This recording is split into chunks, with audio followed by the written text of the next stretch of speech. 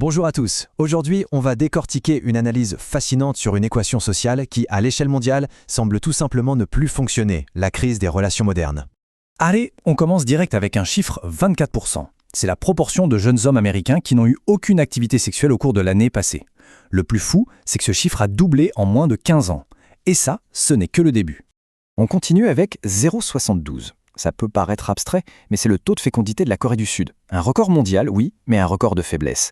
À ce niveau, on ne parle plus de déclin, mais bien d'une extinction démographique programmée. Et pour finir, 0,1 pour 1000. C'est le taux de divorce officiel en Inde, l'un des plus bas de la planète. Alors, quel est le rapport entre un jeune homme seul en Amérique, la démographie coréenne et un mariage en Inde? A priori, aucun.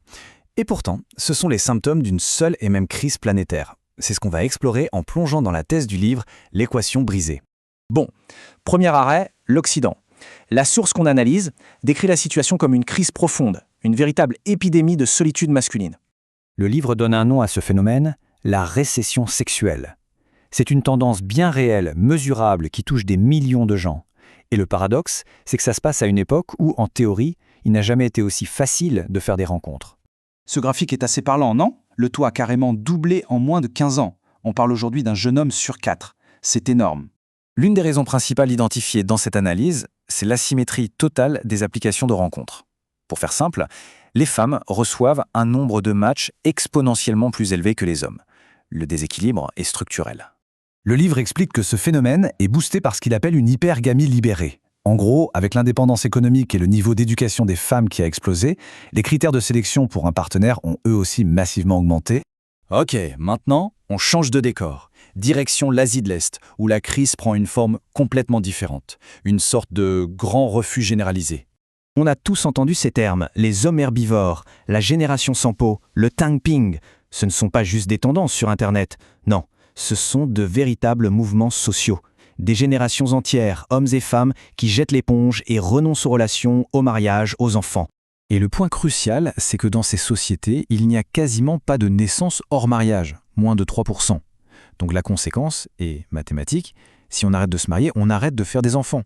L'impact démographique est direct et il est brutal. Troisième partie.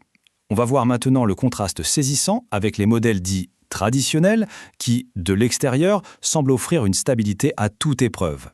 On en parlait tout à l'heure avec l'Inde. Le taux de divorce officiel est si bas qu'il en est presque invisible.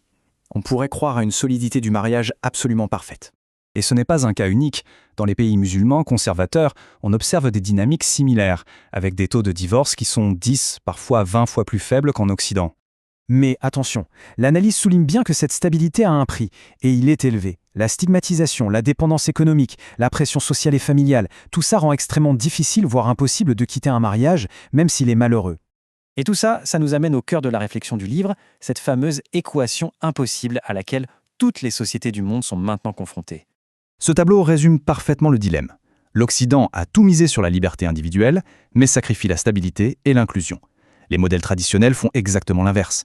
Et l'Asie de l'Est, elle, semble en train de perdre sur tous les tableaux. Bref, aucun système n'a la solution miracle.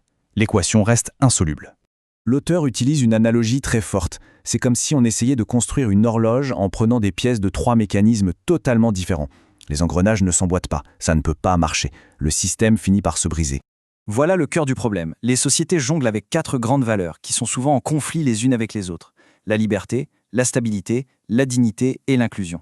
Et le truc, c'est qu'on ne peut pas avoir tout à 100% en même temps. Il faut faire des choix. Au final, l'équation brisée ne donne pas de réponse. Le livre nous laisse avec une question, mais c'est LA question essentielle. Face à ces réalités, à ces dynamiques, quel compromis sommes-nous prêts à faire en tant que société? Quelles valeurs allons-nous décider de privilégier, quitte à en sacrifier une autre? La question reste totalement ouverte.